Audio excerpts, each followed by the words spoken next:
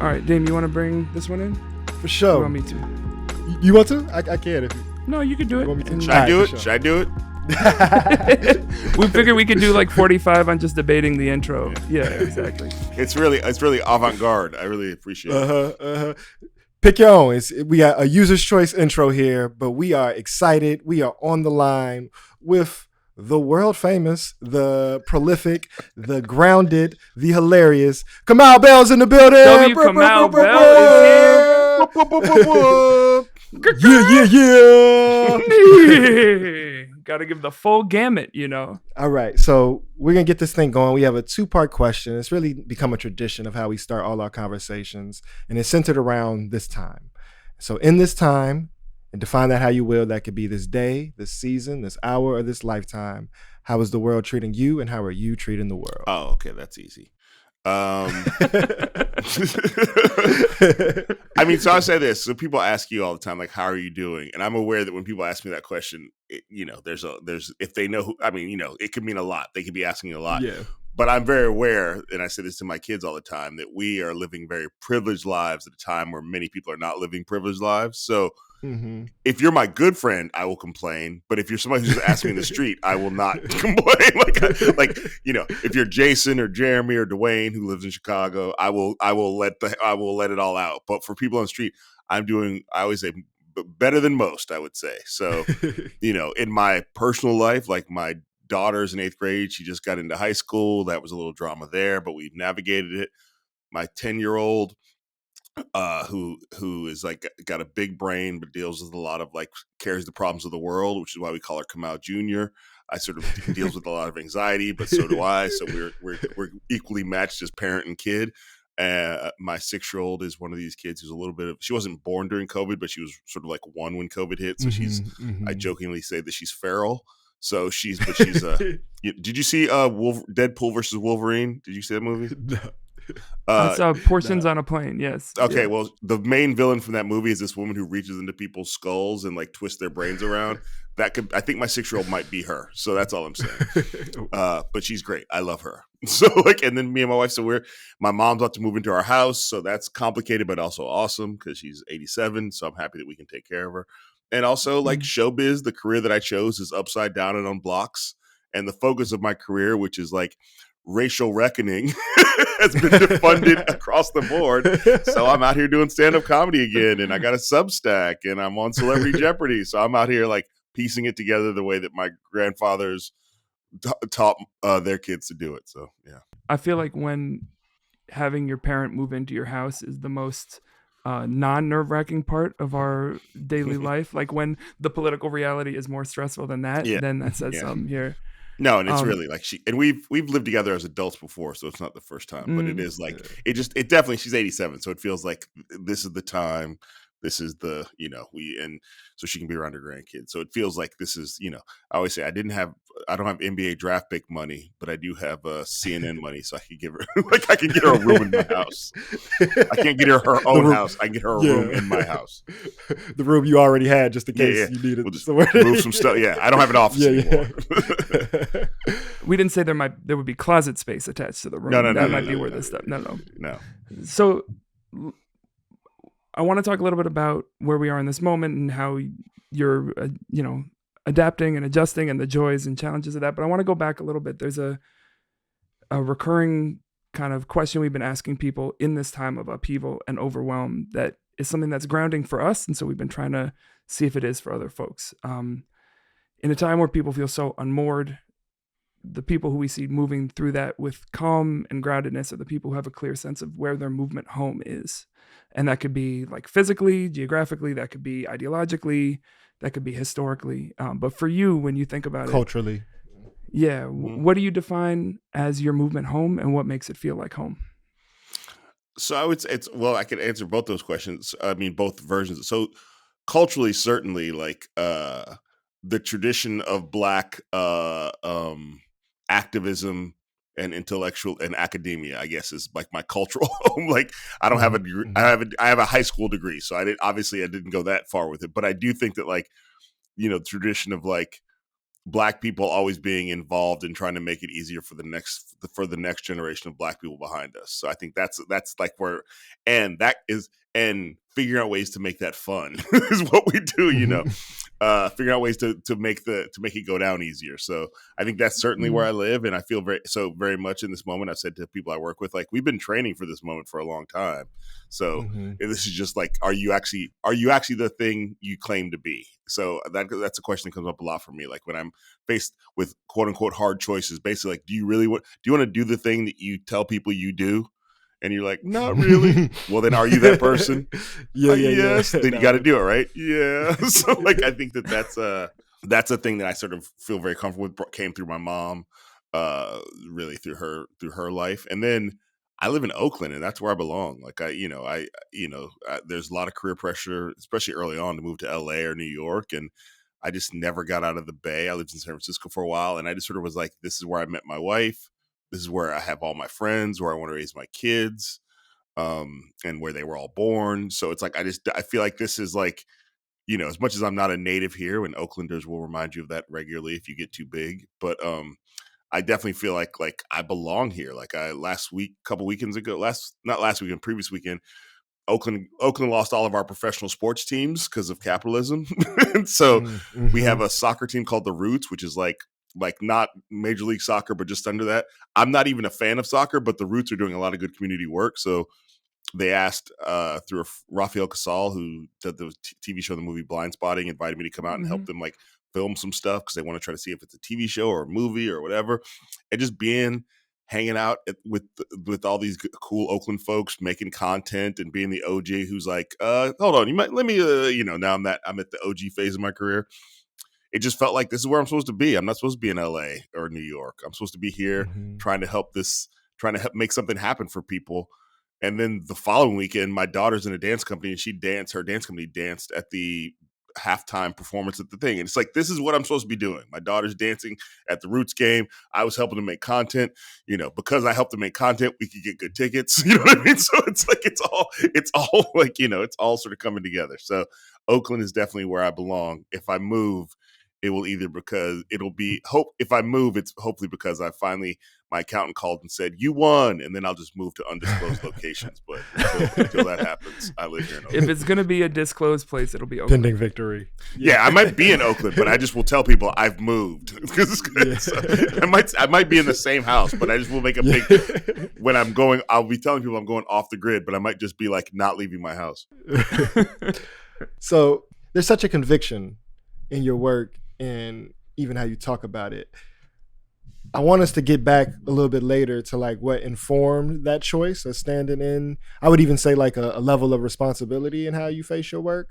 But before that, I want to actually start with like the vision of where you wanted this to go, right? Like you named yourself personally as like, my work is on racial reckoning. And then you named your lineage in like this tradition of Black uplift, Black liberation, and like intentionally choosing to use comedy as the form to take that position. When you first started making that claim, was there like a theory of change or a desired outcome or like push that you saw as where you were visioning this all to go towards? No, I mean, I think it's funny. It would seem that way. And I know some people think that, like they think he was like, Kamau must have been a frustrated African-American studies professor at a white liberal arts college, and he decided, I'm going to use comedy. But I know how to get them. Yeah. That's a good sitcom pitch, maybe. It is. Maybe I should be on TV doing that. But like, really, I was a kid born in the 70s, post civil rights movement. So my mom and dad went through the whole civil rights movement, and my mom went through all the different phases of it. She was almost a Black Muslim at one point. She even went that far. She tried all the things out. The full gambit. The full gambit. She was like an academic scholar. She was like a professional Black lady who just wanted to have a job. She was helped start a newspaper called The Black Scholar. She just did all the things. And so I was.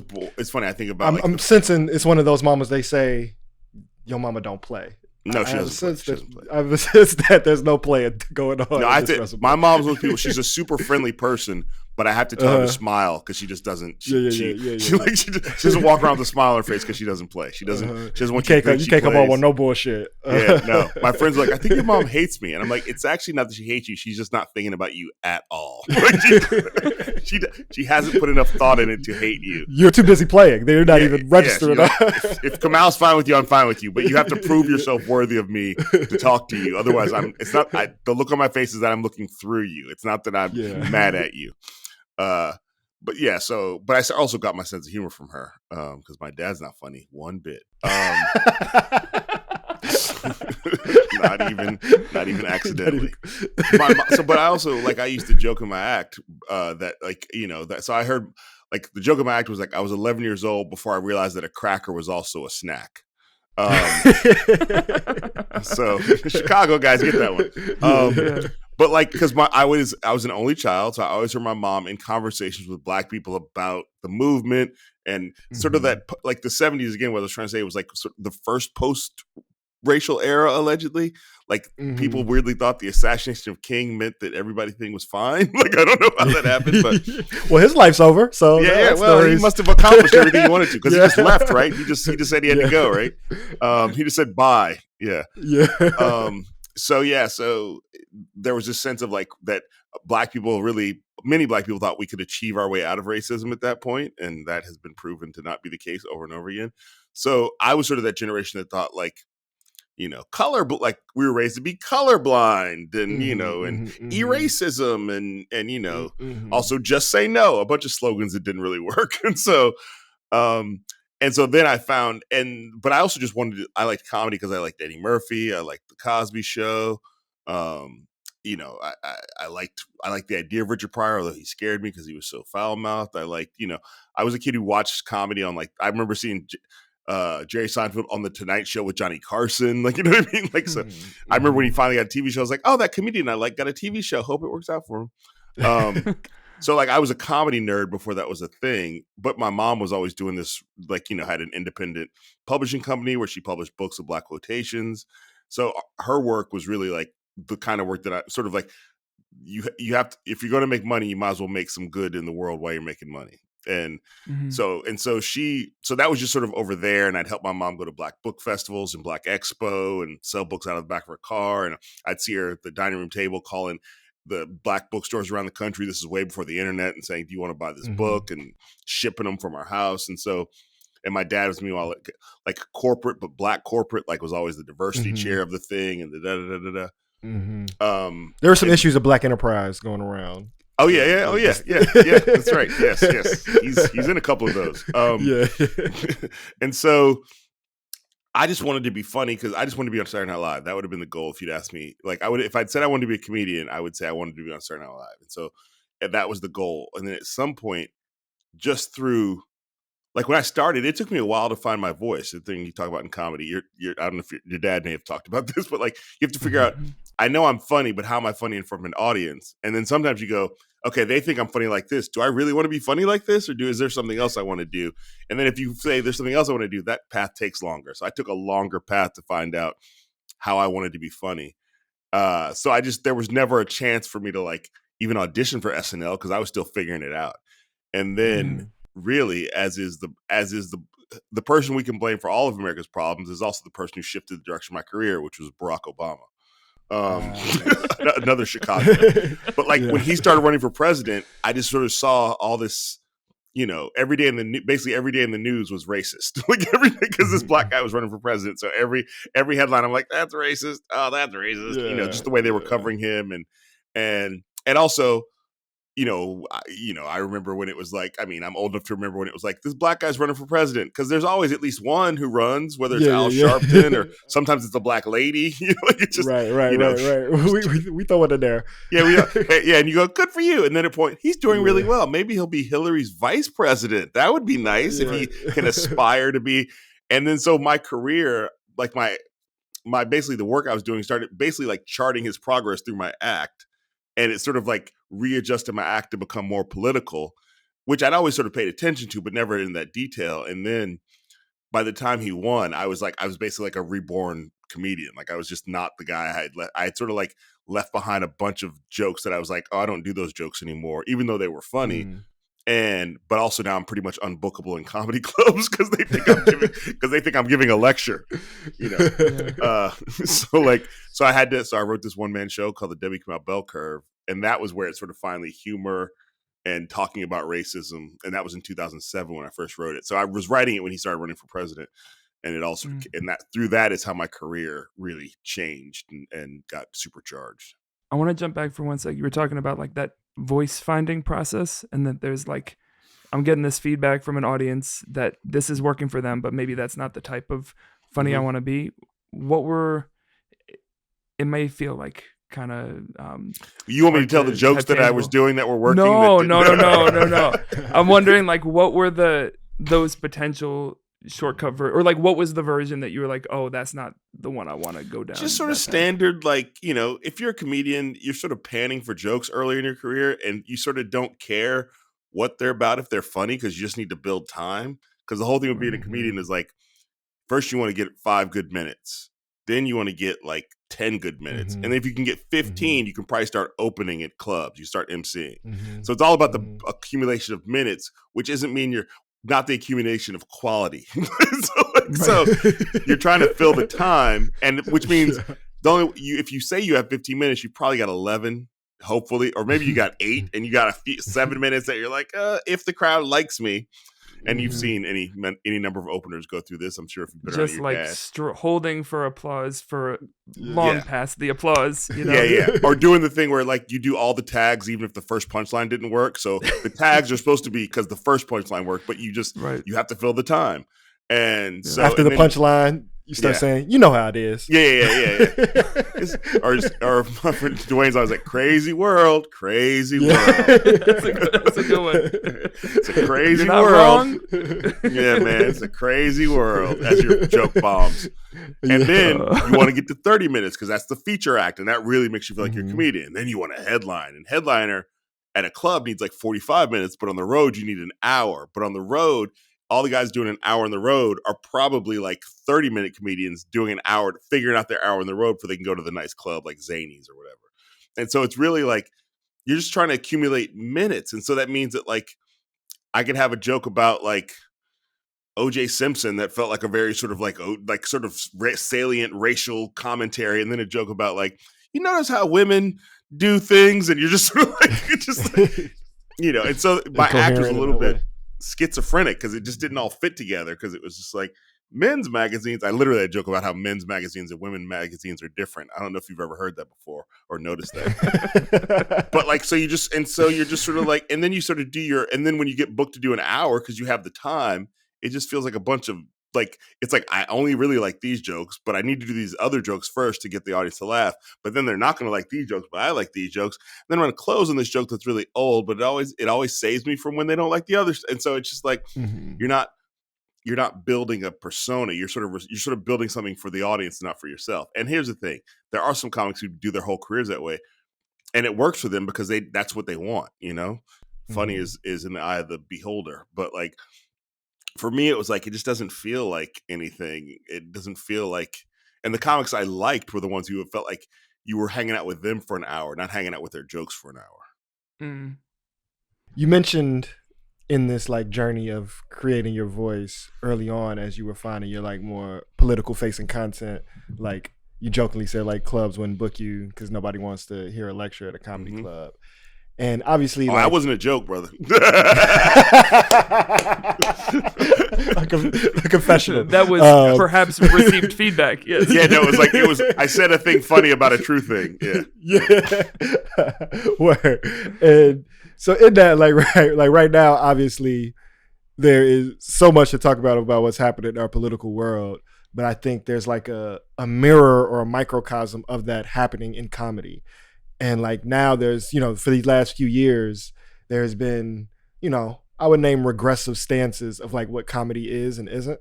And I think there's a lot of comedians, it's almost become cliche at some point of like, particularly when they are revealing a politic that maybe deserve some criticism. They say, well, comedy's not supposed to be political, or we're just joking, or blah blah blah. And like, obviously that's bullshit. Yeah. And so beyond just talking about how that's not true, how does that land for you as someone who had already spent 15 to 20 years explicitly being political in this space and like carving out your own track around that? Oh yeah, so I have so many thoughts about all this. Because not only do I think about jokes a lot, I think about comedy a lot, and and you can sort of see. It's a funny thing. I think a lot of the way in which a lot of these comedian grifters are, because I think many of them are more grifter than comedians at this point, is because they've actually taken too much feedback from the audience. Like, because if your main source of revenue or creativity or a significant source is like comes through YouTube, you can look at the analytics and see, oh, when I said that thing, people really tuned in for that. I'll just say more of that thing. So the analytics of like these platforms, or the thing you go viral for, might not have been a thing you really meant, but now you've like, well, people really liked it, so maybe I should do more of that. And then you start to become a caricature of yourself. Like, do you know the comedian Andrew Dice Clay? Yeah, of course. He's an old school 80s, 90s comedian. But at one point he was like the biggest comic in the country. The thing in the world, yeah. And his whole thing was like, he's a Jewish guy doing a stereotype of an Italian guy. He's like his name is Andrew Silver, but Andrew Dice Clay is what he goes by. And he's like, and it's very like sort of, forget about it. So a lot of yellow tinted sunglasses that are maybe also glasses. Exactly. Yeah, no, he's trying to pretend like his reading glasses aren't glasses. Exactly. So this is sort of like a really basic version of it, but now this happens on the internet every day. He started out as an impressionist, apparently, and one of the a character comedian. So he did different characters. One of the characters he did was Andrew Dice Clay. The audience liked that one more than the rest of his act. So then he turned his whole act into that. Okay, but at that point, it's still a parody. But now he's been doing it so long that he's never out of character. Like, you can't ever see him. Like, the character's playing him. Yeah, the character's now playing him. And so, but what that means is that there was a point at which I thought he was really funny because I recognized it was a character. But at some point, I'm like, this isn't a character anymore. Like, it's not. And whether you're doing it on purpose or not, it's not doing the same thing. It's like there's a fine line between satire and maybe hack, and it just sort of like when is it where, and it's hard to see it, but if you know it when you see it. And so I think all these podcast comedians, they get feedback, and then they also get the feedback of like, if you're interesting and you're a comedian, people say you're smart, which is not the same as being interesting. So it's like smart and interesting can go together, but they don't have to. A lot of smart people are boring, and a lot of interesting people aren't smart.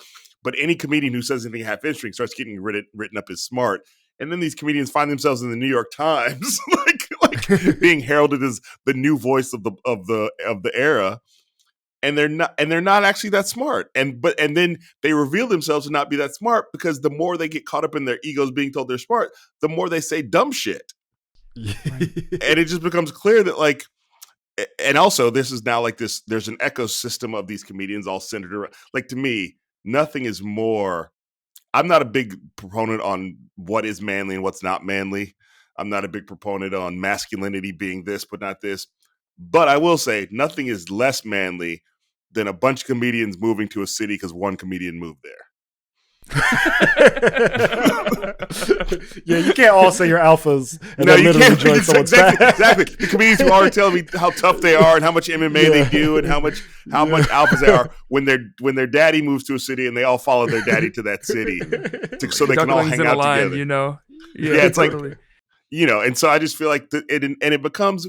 And I think it really, this past like several years since the pandemic, to see what has happened to Joe Rogan. And I did his podcast twice back in the day. When I did his podcast, it was still a little bit like, maybe this is fine. Yeah, we would check it out. Yeah. There would be interesting things of value. Yeah. And I did it twice. And then, but then when he went like, because it's like, it's fine if you don't like trans people because that's your thing.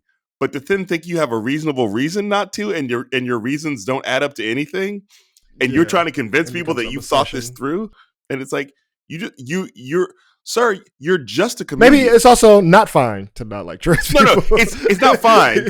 I'm just saying, but if you're I know what you meant. If you're going to say it, you don't like them, good, I'll just put you over there. Yeah, right. I know. But then don't try to justify. Don't try to act like you've studied the issue to become a pseudoscientist. Don't facilitate discourse. Yeah, exactly. Yeah, especially don't act like you've studied the issue when you've never had a trans person on your podcast that you claim to talk to everybody. That's why. Hey, I remember Jon Stewart had a clip out one time. Joe Rogan, because every now and again comedians want to defend Joe Rogan because comedians sometimes act like we're cops and we have to defend the shield no matter whether or not we agree.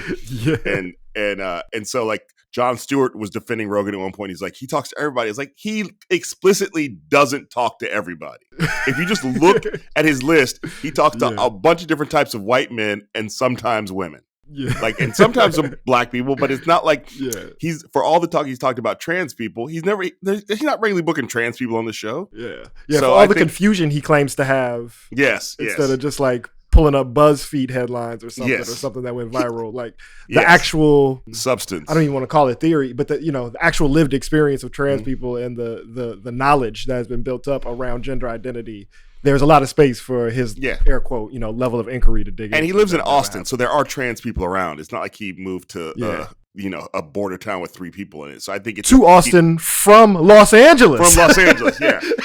So it's not like he can't. He can't. I just wish I could locate him. And it's funny because I pay attention to the comedy, like sort of the YouTube comedy commentary tracks, and it's funny that that to see all of those comedians, their fans are starting to turn on them because they're starting to realize that this has gone stale. It's like, we liked you when you were a little Trumpy, but we don't want you to be like, or we liked you when you got Elon Musk on when it was a big deal, but now it just seems like Elon has nothing to do. And now it's like, you're literally your state media on some level. Like, that's not counterculture to be. No, you're not counterculture in the hands of the state. Yeah, you're too rich to be counterculture, and then you're not even interesting enough to be a rich guy who's counterculture. So it's just like you can't. So for me, it's like I think the thing that I've decided is like one of the things that this current era has done for me is like I got to call a spade and a Nazi, and if you're gonna be friends with Elon Musk, the guy who did 2 Nazi salutes on the day of the inauguration, and you're not going to like bring that up when you talk to him, or you're going to have all these conspiracy theories about Trump, Joe Rogan, then you have him on the podcast, you don't bring any of them up because you're just happy he's there, then you're not the guy you claim to be. And so, I feel like all I can do is like, one, not be booked on the podcast again, but also just be super clear and not be afraid of turning on the shield. Like because I'm not saying you have to do comedy I agree with or like. I'm totally with if it's funny, you'll get away with it. I think Anthony Jeselnik does a great job of doing super offensive jokes, and him and the crowd are in on the thing. We're here to do offensive jokes, but if you're going to go on stage at a Trump rally and do half-written premises about how Puerto Rico sucks, and then act like you did something. I was racist in public. Aren't I brave? And act like you done in a room full of racists. And the racists didn't like it. Like even they didn't like it. Yeah, you could. And look how sensitive people got to my racism. So I think for a while I was like stirring the pot. I think one of the great things about age, you start to be really clear about like, oh, that's that thing. Being afraid, being protective of my peers is not as important as I thought it was. And also it's more important that I put that energy into my family than worried about what Joe Rogan or even comics I respect. Like, it's not arguable if you know comedy that Dave Chappelle is one of the goats of stand-up comedy. And I wish he wouldn't say it because I don't think it comes off well when he says it. But he's done too many his GOAT like victory lap of the last 5 years have been very ungoatly. Like not even it's not problematics of it. It's not even it has actually interfered with the comedy that he says he's preserving. For sure. Like when in one of his specials he called himself the GOAT, and I was like, no, because to me the coolest thing about Michael Jordan, we're gonna take it back to Chicago, is that he doesn't really do that. Like he will say, he knows he's the GOAT. He knows that. He every time LeBron misses a layup, he's like, sweet. You know what I mean? But he expects you to say it, but he himself. He's like, I'm gonna make it. That's why he did The Last Dance. I think people are forgetting. Like, let me remind everybody that what I did and what I accomplished, and that he will put himself among those people, but he's not actually walking around like I'm the GOAT. Like it's just he doesn't have like a jacket that says "I'm the GOAT" on it. No. Now, sure, he's got a jacket covered in his logos, but he's not. Exactly. We all do. Yeah. I'm wearing his shoes right now. In spade calling, in not holding up the thin blue line of jokes in the comedian shield, and maybe even interrogating those you respect. I want to do a similar exercise of like vision, but then also surprises of taking on the project of interrogating Cosby.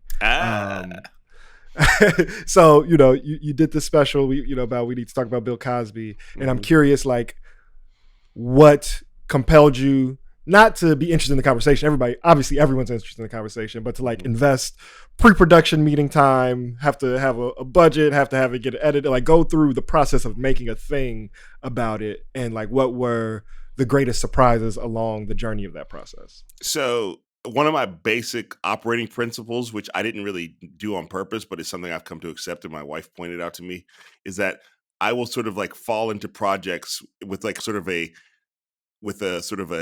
cherubic naivete. Like, that would be a fun thing to do. Yeah. And then I get halfway into it. Victim. Yeah. And I get halfway into it. I'm like, oh, why didn't I think this through? So that's not just happened with Bill Cosby. That's happened with a bunch of things where it's like, I get my curiosity overwhelms my common sense. This is a thing that happens regularly. And so now I'm having to sort of like tell myself that. So that when I get to the point of like, why did I do this? It's like, oh yeah, this is what you do. But the Cosby is the best example of it, that like, one, I didn't go out and try to pitch it. So it sort of came together very naturally. So I had a meeting, what they call a general meeting in show business, where you sit down with somebody else in show business and just sort of like to get to know each other. And sometimes ideas come out of that, but you're not going in there for an idea. But not usually. Yeah, not usually. Yeah, 99.99999. I just told my agent, I'm tired of Zoom meetings with people who just want to meet me. But he's like, this is what the business is. Okay. I mean, I like Thanks for hopping on today. Appreciate it. Yeah. We just wanted to meet you anyway. Yeah, at least this is a podcast. These general meetings just sort of go into the outer space. Yeah. You can press record on the Zoom. I know. I think we should. Meetings at the podcast. Something happens. So I had a general meeting with Boardwalk Pictures, which is the company that produced it, and they make documentaries. They made Cheer, Wrexham, that Welcome to Wrexham. Chef's Table is the one they were big for, which is still out there. So they make really high-end, premium-looking documentaries. And so they were sort of like, we've always wanted to try to do something in comedy, but it's hard to figure out how to make comedy feel premium and sort of like something worthy of a premium approach. And we started talking about comedy documentaries. And then then Andrew Freed goes, do you think you could make a documentary about a fallen comedian? And he was thinking specifically at that point about Louis C.K. And I was like, yeah, you could make one about a fallen comedian. You could make one, and I was like, you could make one about Bill Cosby, but you'd have to do it like O.J. Simpson Made in America, where you talked about the country, the culture, and the country surrounding the man to sort of get a perspective on why it all went down that way. And he was like, And he's like, oh, and he had at that point they had like a first look deal with Showtime, and it just so happened that the guy who was in charge of nonfiction at Showtime was this guy Vinny Malhotra, who had been at CNN, who was one of the people who got me the job for United States of America. So this is one of those things like, just be nice to everybody if you can. Because across fields, people. Yeah, because you never know where, especially in Hollywood, you never know that. I tell my daughter, I was like, you're allowed to have 5 grudges, but no more than 5. Because if you have more than 5, now you're just sort of hating on it. It's you. You're hating on everybody. Yeah. But, and 5 is pushing. Have you hit your cap? Like, do you have all the slots filled? Let me see. Off the top of my head, you don't have to list them. But no, I'm not going to list them. But I think I have an open slot, because sometimes people, after a while, the grudge just goes away. But I probably have one, or I think I have 2 open slots. I got 2. It's good to leave a little space open. This is active grudges. This is not active grudges. Not like okay. I mean, you can still hate the kid from first grade. That blah blah blah. Yeah. But that doesn't take up one of your 5. If you really still hate that kid, it takes up one of your 5. But I'm saying, but why waste that when you can find a new one? Is what I'm saying. So, you only got 5. Let that one go. Yeah, the thing I tell my daughter, and I sit on stage sometimes, that like a good grudge will propel you forward. If you have too many grudges, it weighs you down. But a few good ones will actually give you energy to go. Totally. So these niggas. It's not clean fuel, but it is fuel. Like, no, it's not clean. It will give you a little. You can't always have clean fuel. You can't always have. Yeah, Totally. Sometimes you gotta like. Yeah, it's like when you're like, I'm really hungry. There's a Twinkie there. It'll get me going for a little while. And then I'll crash. So yeah. But if you have too many grudges, then you're always running on bad fuel. That's the problem. So So I forget, how did we get here? We're talking about the producer nice who also people worked 'cause at they- Oh yes, connected so that, Vinny yeah. Malhotra, who was this guy who I'd been nice to at CNN, thankfully, like got a call from Andrew Freed in Boardwalk and said, we had this idea for this thing with Kamau. And he's like, oh, I love Kamau, because he had hired me at CNN. And I was like, and he's like, so it was really the relationships between the three of us, like Boardwalk, me, and Vinny, which made Vinny go, all right, I'll give you some production money to sort of put together a package of what this would be. So we didn't go out and try to sell it to like lots of different people and get Showtime. Mm-hmm. It was relationships, which is most of what life is. And so at that point, we were just sort of messing around. And then I sort of was able to make the, like, sort of write down, here's what I would want it to be with no pressure of having to make it. So it ended up being this really like deep divey, more of like in more than a decade, it was like a magazine article that was written by a journalist that I gave her, this woman, Jamila King, Kelly Rafferty, and Grace Porras, two producers I'd worked with for a long time, helped me out on it. And we turned in this thing, and Vinny was like, good, let's make it. And then you're like, huh.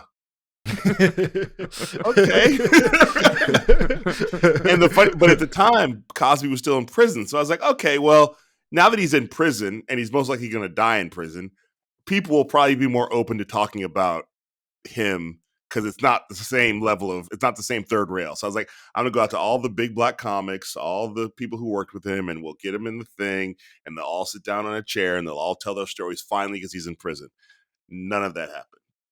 None of that. Like, no big comedian wanted to talk to me. Not to insult Godfrey and Chris Spencer who are in it, but they know they're not like I'm not either. So none of the big comedians wanted to talk to me. I had great conversations with people who were very who were closer to Cosby, who worked with Cosby, who had a lot to say but didn't want to say it on camera. So I understood it. So I was like, I had to go. And then you go, wow, we're thin on all these A-list. I sold it on A-list celebrities and all these close contacts. And at some point, my wife was like, well, you know who needs to be in here then? I was like, who? She's like, you. And I was like, no. I know you think that's how show business works, honey, but that's not how. And then Boardwalk was like, yeah, you need to be in it. And then Vinny's like, I think you need to be in it. Come out. And I was like, holy shit. Because now this sort of like the whole thing lands on my face in a way that I thought I was going to step behind the camera, but now it's about me and my sort of like, I am the surrogate for the audience especially of a certain age, who grew up as kids with Bill Cosby. And so I remember it was during COVID when we were working on it, I had to go in my wife's closet and record the line of dialogue that my name's W. Kamau Bell and I'm a child of Bill Cosby. And I was like, oh, I can't believe I'm going to say that. But I wrote it and I said it. And so once I got through that, it just became like, this is what we're doing. And then interviewing, most of this thing was recorded during COVID. So interviewing the survivors happened on Zoom for most of them. But once I interviewed a bunch of them and really sort of felt like these women really opened up to me, many of them I think they all knew who I was, which is why they said they would do it, because they were like, oh, if anybody can pull this off, it's Kamau, because they've all been burned by the media before.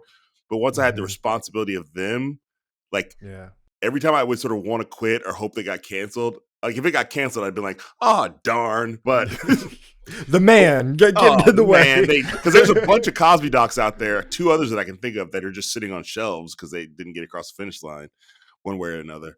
But once I realized that I was sort of like, that I was in for a penny, in for a pound, I was like, these women showed up and expected me to do right by them. I have to finish this. I might have to sacrifice myself on the altar of this, but I have to do it for them. And the thing I'm most proud about, there's a lot of things I'm proud of. One, it really has the survivors speaking for themselves, and you get to see them being funny. And we don't ID any women as survivors when you first see them. They just pop on camera as experts in whatever field they're in. And then at some point you find out, oh, this woman's a survivor, which I'm really proud about that, because it sort of means you as an audience form an independent relationship. You don't see them through the lens of survivor. And the other thing I'm proud about is that even though it's about a guy who committed a bunch of crimes, more than we even know about, certainly, and has not been remorseful or regretful, and so he's hard to talk about, because I was able to have that conversation, I was still able to have the conversation about how great the Cosby Show was and how influential it was on the lives of like 70s and 80s babies. So I still got to like give that show its respect and acknowledge what it did for me and for other Black people, and have a nuanced discussion about it, while also going, and while he was making this, he was sexually assaulting women on set. And so for me, that series, that is like the kind of conversation that if the three of us sat down at dinner and Bill Cosby came up, we would have all of that conversation. But when you see these things in media, often the conversation is really sort of like, are you for or against? Right. Yeah. Yeah. The room for the both and the nuance of it. So I'm curious, like, this is an example where, because those stars lined up, you were able to shape the conversation that way, but you've shaped like a lot of meaningful conversation on camera, probably more than most other people have had the room to do that. I've tried. It's very easy for people who haven't done that within the mechanisms of media industry to be like, oh, well, they're probably limiting that from happening in this way, or it's the profit making over here, but we don't actually know. So I'm curious for you, like, why do you think, other than that just being a difficult human endeavor to like hold multiple things at one time, why is that so lacking in public discourse, the ability to hold two things at once? Because at some point, I don't know what year this was, but I think this is one of the reasons. The news division used to be separate from the entertainment division at a lot of these corporations, at like ABC, CBS. When there was 3 networks, the news division didn't have to make money. And then at some point, the news division goes under the umbrella of the entertainment division, or just becomes a thing where they suddenly go, they see people making money off of like tabloid types of things, and they go, oh, we can do that. Oh, now we expect this thing to make money that we didn't used to expect to make money because we were doing it for the public good. And I'm doing scare quotes because it was like required for their licensing. To have this like public interest. Yeah. And even then, you're still hearing it from 3 white guys. Like, it's not like it's like, so even though people are like, I wish we had the old days, it was like when Barbara Walters would get looked at the wrong way because she spoke too much when she was the co-host of the news. So I think that it's like, I think that because the news started to become a profit-making endeavor or a headline, and then social media being that, like, even if it doesn't make money, they want it to trend. And because there's so many different outlets, everybody's got to get a little louder and a little bit messier to get attention, that it just means that, like, to find pure sort of content for content's sake, or news for the sake of the news that actually has a heart of the journalist in it and not the wallet of the journalist in it, it's just harder and harder to find. It's out there. Like every morning, I try to listen to as much Democracy Now! As I can take until I get too depressed. So it's like, but I think it's important to, like, shout out Emmy and Juan. Yeah, they are not in it. I don't know how much they make, but they probably should make twice as much. But they probably, but like that's I feel like this is adult grown up news. Like, this is not like she says Burma on days where I don't hear Burma on NPR. You know what I mean? Like, it's just the idea being like, this is like, and so it's not fun. I used to be like, I wish Amy was a little bit funny, but it's just like, I just come to understand it's not funny, Kamau. This lady's doing you a service, and she's doing it every day. You know how many bombings there have been in the last 9 days? I can't laugh. There's no fun crosstalk. There's no, oh, Juan. There's no like. Yeah. I had pancakes this morning. No, there's none of that. Even NPR does that on like Morning Edition and Up First. There's a little bit of like, I'm so tired. You say that every morning. Anyway, nuclear bombs went off. Like, no, but she's not throwing to a water skiing squirrel at any point. No, unless that squirrel had a suicide bomber strapped to him. Like, she's just, and I would appreciate that. And there's a lot of like independent news out there and independent content in general. Like, most of the content I take in now is through YouTube, because that's where you sort of get like people's real, like, this is the thing I want to make. Maybe it's not always got the perfect lighting. Maybe the sound is not always great, but you're getting somebody's pure, it's like sort of artistic endeavor, until they listen to the algorithm too much and then start turning it into something else. But like, the people who are just like, this is what I do, and if you like this, I'm going to keep doing it. Like, I'm down with. I'll watch stuff that like that is not even like things you'd be like, I can't believe you watch that. I'm like, I just like this person and this is what they want to do, you know? The like artistic level thing, as someone who makes things, that doesn't like grate on you over time?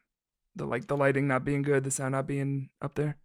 Oh, no. I mean, I think, well, first of all, I think COVID really helped us expand our sort of visual and audio palette because you got to see suddenly people on Zoom meetings on television. You know what I mean? So, and I think cell phones, they've gotten a lot better, but I think even watching cell phone stuff and the fact that we watch so much of our stuff through our phones like this, like, so it doesn't even look as pixelated as it might look because it's, you're watching a phone.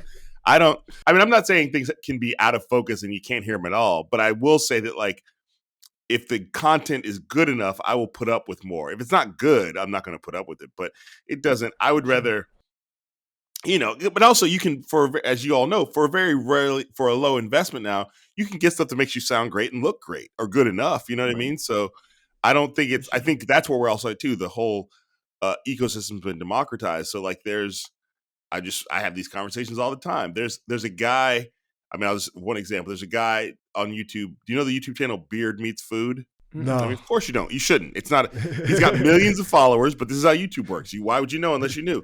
It's a British dude who travels around and travels the States a lot of times, taking on food challenges, and he does it. And generally, he's by himself. He sets up like 3 cameras, and so he's got one in front of him, and he puts one over here. And he's like, we have a super burger. Bet you can't eat the super burger. And you get a t-shirt. He sits down and eats the super burger. And he sits and he starts a timer and he talks to the staff. And it's a little bit like he's talking to the staff and they're, where are you from? And he's hearing accents. And he's a very engaging figure. And he eats the food challenge and he goes home and he gets in his car and drives to the next place. It's just so simple. It's just so simple.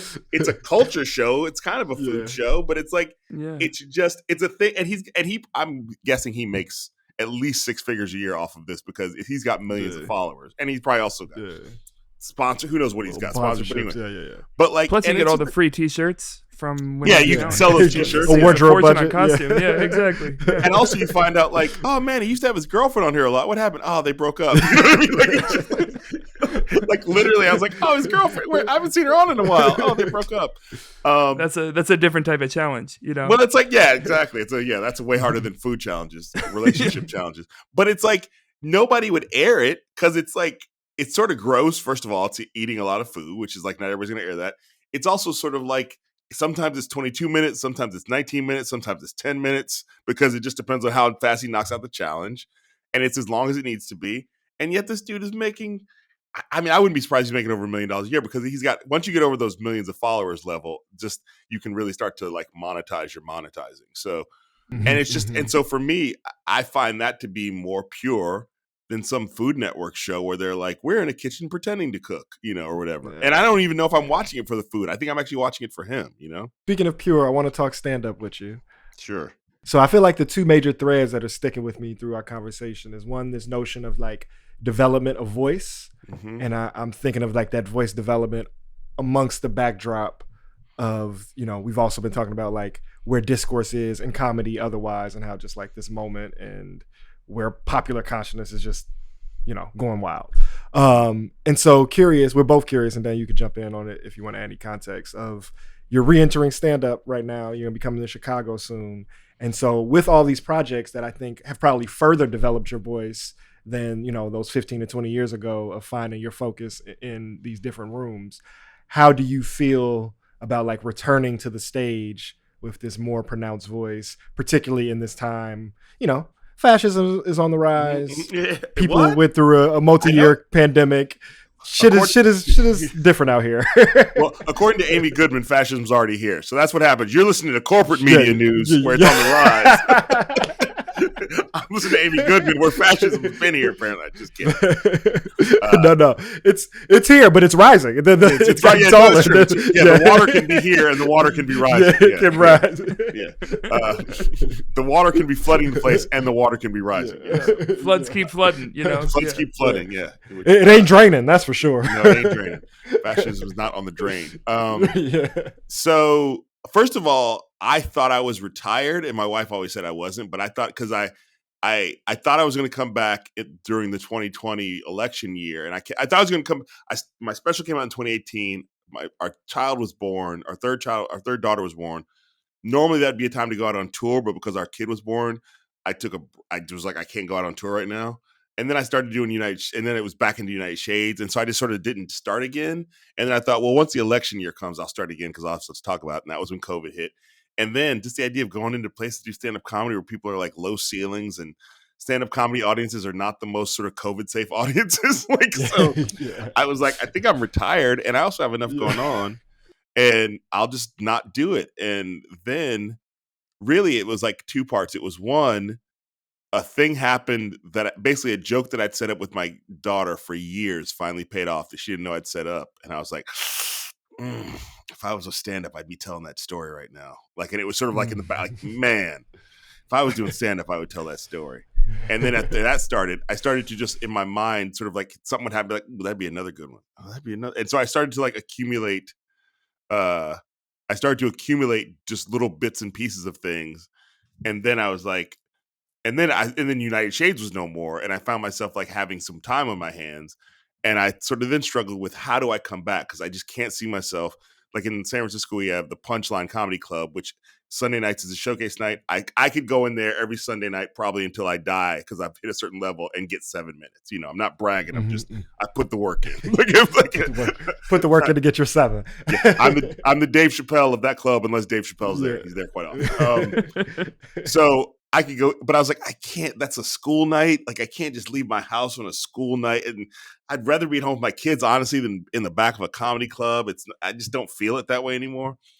And then just through a series of being friendly and talking to people, there's a theater here called the Berkeley Rep, which is like the major repertory theater of this area. Like they try out shows here that go to Broadway. And they were like, they always said they wanted to do something with me. I was like, maybe I'll reach out to them and see if they have something I could do. And at the Berkeley Rep, I found a 60-seat black box theater that they only really use for teaching. And it's so much so that their best night for me to take was Saturday night. And I was like, are you kidding me? Like, so I can have a Saturday night because that's what you don't want because you're teaching on Thursday. I thought, can I have Tuesday or Wednesday or Thursday? Like, no, we're teaching then. We got the best night of the week to do things. So to do stand-up comedy.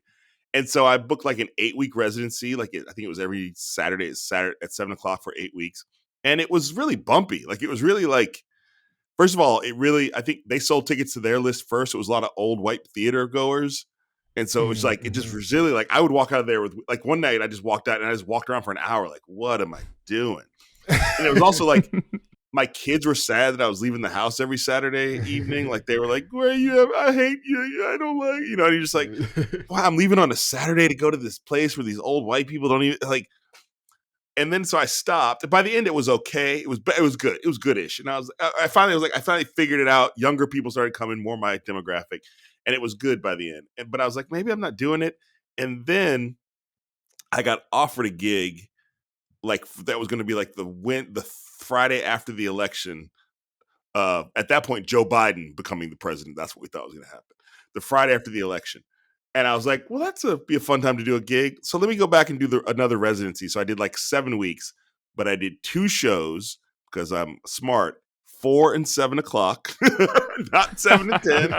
Because I'm smart. Brilliant with kids scheduling. Yep. Because most of my crowd is either old people or people with kids. So and it's funny, the 7 o'clock show, they'd be like, man, this is late. I was like, I know it's late.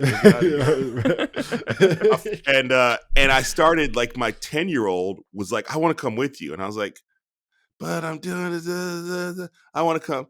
All right. And then we started going every week. And so we would go to the Berkeley Rep. She would make me coffee because they had a coffee maker and that was her job. She would watch the shows. Sometimes she would talk to me. I would talk to her. We developed a bit that we would do. Her bit would kill. After this, she would count how many times I swore, then tell the audience at the end and it became like a family affair. Like it became like, I was like, it's like the Blackridge family or it was just like, it was like fun. And then I had my daughter who's 13 who sings and plays guitar. She would open for me and play a couple songs and introduce me. And it was all sweet. But it was just like, I sort of turned into a thing that worked better for my life, which made my act better because I was having more fun. So really, this return has been about do it the way you want to do it. You don't have to do it the way it's been done. And I've started to do a couple comedy clubs on the road, and it's been really different because I'm like, comedy clubs still freak me out a little bit because I'm just afraid somebody's going to be too. I'm afraid that they're going to think it's a lecture like they did back in the day. But luckily, I still have enough of my comedy sea legs in me to like do clubs, and so I'm going to start to do some more clubs. And, and I'm doing a whole run of shows here in Berkeley at the Berkeley Rep where it's going to be like a proper, like just one person thing. And my kids are going to be involved a little bit. And so really it's about like, I want to make good work, but I want to have fun. But and I know the things that will make me quit, and I'm just going to try to avoid those things for as long as possible. I'm just going to try to avoid the situations that will make me quit for as long as possible. Like if somebody's like, "Come on, I need to get 5 minutes together for the Tonight Show," I'll be like, "Oh no, I'm just going to quit. I'm not." That's or come out. You need to go on Bill Maher's podcast. I'm going to quit. I'm just going to quit. Bill Maher's absolutely unhinged, very odd podcast. Yeah. Oh, he's become insufferable. No, he when it first started, they sent me a thing over, and I was like, "No, I'm not doing that." No. This is like 20th on the list of problems with that podcast. Why do they have the cameras so high? They have them at like security camera angles, like you're watching from above. It's so weird. And he's like smoking large, odd cigars. It's just like I think my favorite is the Hawk Tuah girl was on it. Which I would like to make a 4-part documentary about the Hawk Tuah girl, because that's the fastest burnout you've seen in showbiz history. But it burned bright, you know? Yeah, burned bright. Yeah. And he was basically hitting on her, and she was saying, "My grandma would like you." It was rough. Top-notch creep, among other things. Top-notch. So I'm trying to just avoid, and sometimes my agents are like, "You should." I'm like, so I'm trying to avoid the things that are going to make me quit, with the idea that like, I want to do well. I am going to sort of start doing more of it. Like this tour is a part of that. Like even Chicago, my agent offered me the Park West. And I was like, that's going to make me quit. I don't want to do the Park West. And then like I've done it before. I used to see concerts in that venue. I saw Ziggy Marley in the Park West. I saw Tori Amos at the Park West. But like that venue feels like dead show business to me. No offense to the Park West. Or it doesn't feel like stand-up comedy, I guess I should say. Totally. So that's when we got the Den. I was like, yeah, let's like, which is sort of like that's where you should be. That's where I should. The Den's be, a great room. That's a really great room. I haven't been there before, but they'd asked me to. I think they'd asked me to do it before. So I was like, I want to, and I know they want me. That's the other part. I want to go places where they're excited to have me, not some place that just like your agent made us take you. No, for sure. It's like, not to go too deep, but it's like the best parts of a club. Like it has that feel. There's a few tables, but it also has theater seating. It's wide but not deep. It like perfectly hits the notes. Yeah, no, so I'm looking forward to that. And my friend Dwayne Kennedy will be on some of those shows, but in classic Dwayne fashion, he won't be there on the Saturday night shows because he booked a thing with his cousin who's a stand-up comedian. I'm like, is your cousin bigger than me? He's like, I can't, man. I got cuz on the calendar. Crazy world. Crazy world. Man, I just want to say that story was really beautiful for me. You know, listeners who tune in may know, folks who just turned in because you're here may not know. My dad's a stand-up comedian, Damon Williams, and his career started a month after I was born. So like my life and his career are like one and the same. And so that notion of like, you know, kind of grabbing at the leg of like, dad, leave it out to go work is something that's like part of my childhood, or like him being on the road, or like me trying to watch Comic View reruns to see if I'll see him. But at the same time, he also like included me way more than probably was the norm. So like at 4 or 5 years old, I'm like, at all jokes aside with them, and like they, you know, somebody would heckle, they would bring me out to be like the last roast in like the comic roast trade in like 90s style. And I would say your mama, and then the whole crowd would blow up. So just like it was also easy to roast in the 90s. The 90s was probably the high point of the last century of roasting. It was a really low bar.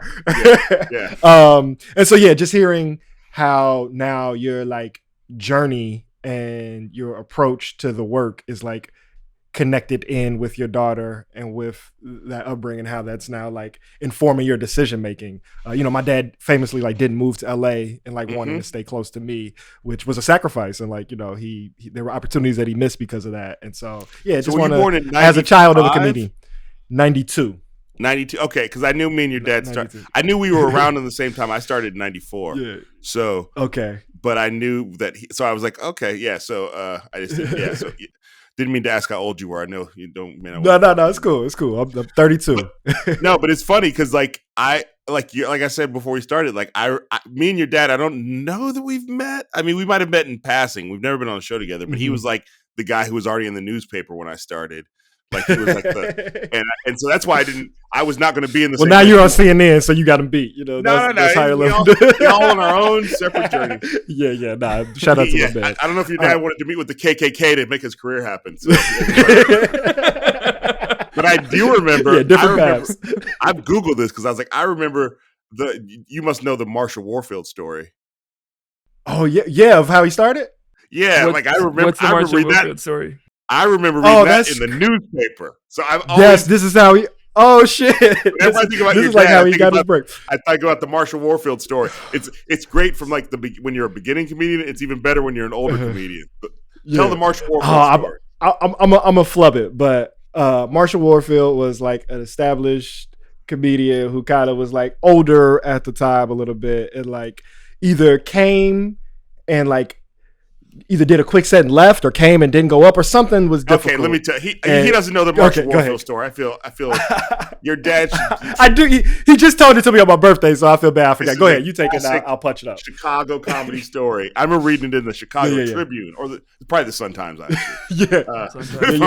But I remember it was so Marshall Warfield, who was a great comedian at one point, and I think is a comedian now again. But was mostly at that point famous for being on Night Court. She was like one of the stars on the sitcom Night Court. She's a black woman. She played one of the bailiffs, and she's one of the people who's just funny, just talking. But she got a gig in Chicago. I want to say it was at the Star Plaza Theater. Okay, there we go. At the Star Plaza Theater, she was like, Marshall Warfield in town, and this is what happens. And I know this. People when people offered me this gig after the election, they don't know you haven't done stand-up in 5 years. Like, they don't know. They just go, do you want this money? And you're like, I do want that money.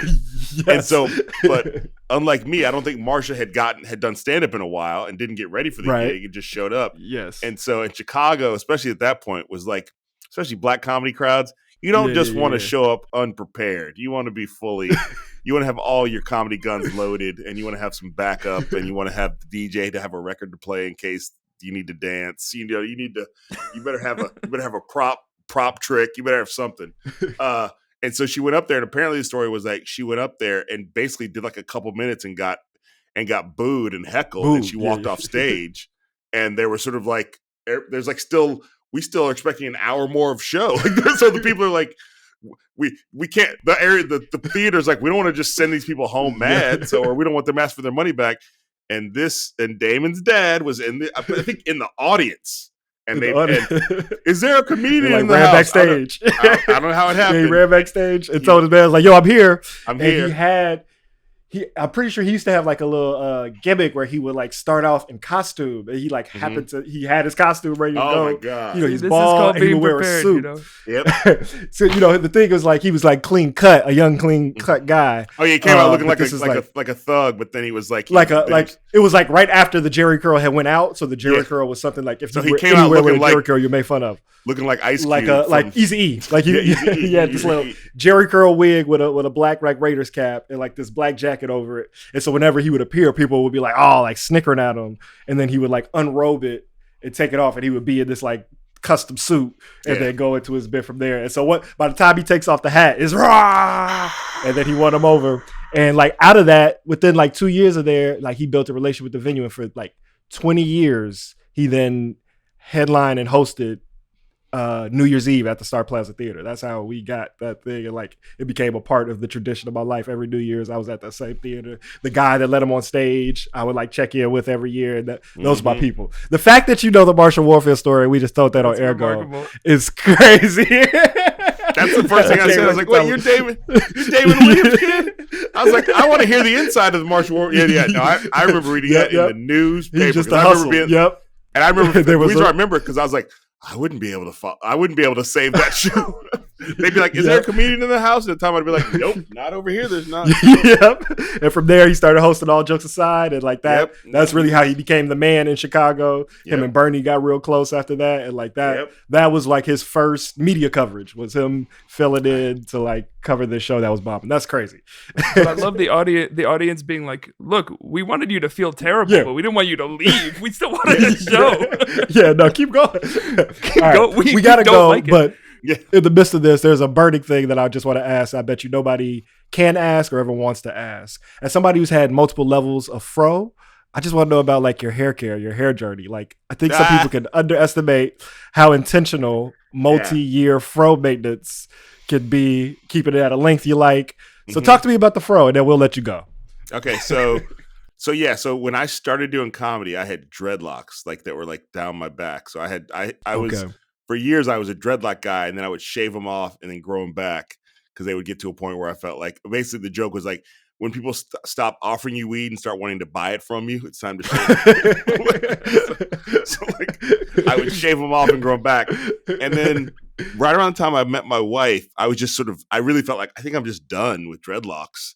Or I really went, because there's a lot of maintenance, as you may be aware.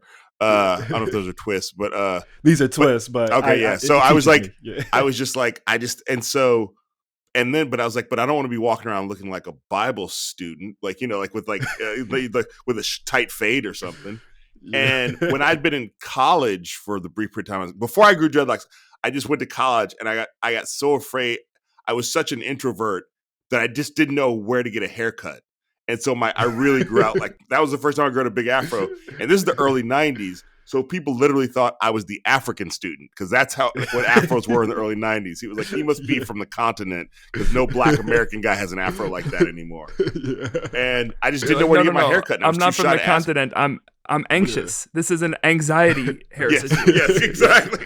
And then you hit him with the Kamau too. Yeah, they're like, exactly, this got to be an African brother, right? Yeah. So I just and then from that point I was a big fan of the band, and still am, the band Living Color, and they all had dreadlocks on top. So then I cut off, so I went through several different versions of dreadlocks on top. Then went dreadlocks everywhere for like 10 or 15 years, and then was like, okay, I just got to cut it off. And I really just wanted to like grow. I feel like the nappy afro is the most political hairstyle you can have. Like, it's the most like sort of like, like it's the most opinionated hair, the most sort of flagrant hair. So I was like, this guy either really gives a fuck or really doesn't give a fuck, or worse. Either way, he's gonna let us know. He's gonna let us know. I don't give a fuck, or I really give a fuck. You're gonna hear from me. So I just started growing it out, and then I've always hesitated. Whenever I get it cut, it's always bad. So then for years, I would only let my friend Martha, which is funny, a white lesbian from Maine, because she would cut her black daughter's hair. And I was like, you can cut your black daughter's hair. I can only trust one person with this. So Martha would just only you, Martha. I would go sit in her kitchen, and she would trim it up. And then I found a place to get a beard, and now I use like the that light green bottle. I've gone through different hair. I used to use Ultra Sheen, but you can't do that. That's like putting oil. That's like putting petroleum in your hair. So gasoline, now I have that light green olive oil bottle that I use. It says I think it's called olive oil, but it's light green. It's in every Walgreens. Like, it's in every, because I need it to be something that is easily accessible, because I can't be on the road wherever you go and stuck. You can't bring the bottle. You can't bring the bottle on the plane, because it's a giant bottle. So I need to be something I can buy at a Walgreens or a CVS in most cities where there are Black people. So every morning I put that in my hair. And I'm a big believer in not washing it all the time. Not that it's, you put water in it, but I don't wash it all the time, because you got to give it some time. Let them natural oils. Yep. And then I have my barber Des, who does my beard. Every now and then going to be like, can I clean you up back here? And I'm like, okay. Des knows what she's doing. So, please. But every now and again, she's like, for the love of Jesus, I can't let you walk out of here like this. He's been biting your tongue the whole time, Yeah. Des is just like, I do subscribe to the Jim Morrison quote. Some of the worst decisions of my life have been haircuts. So I try to keep. So I like to let it go. I used to say, what my hair does is none of my business, and what I do is none of my hair's business.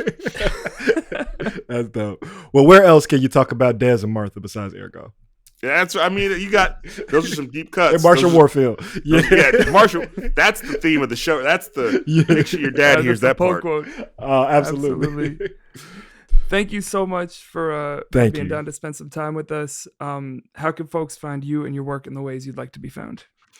So I would say right now I'm sort of pushing everybody towards my Substack. It's called Who's With Me. It's free. If you want to throw me $5 a month, that'd be nice, because I do have 3 children who like to eat every day. But again, it's just free to read. Who's With Me, and then I'm just out here in these internet streets. Instagram and Threads are my primary things, and then I have a new book out called Who Is Government with Michael Lewis, the acclaimed writer. And I think that's enough. I'm on Celebrity Jeopardy right now, but who knows when this airs? Maybe I've already been off Celebrity Jeopardy. Thank you so much for, one, being down to spend this time, and 2, showing pathways towards building like nuanced conversation that's useful for people trying to make the world better for as long as we've been trying to learn how to do that, you've been doing that. So thank you for that. I do what I can. Yeah, I appreciate it. For sure. We'll be back reshaping culture for the more libertarian creative. Much love to the people. Peace.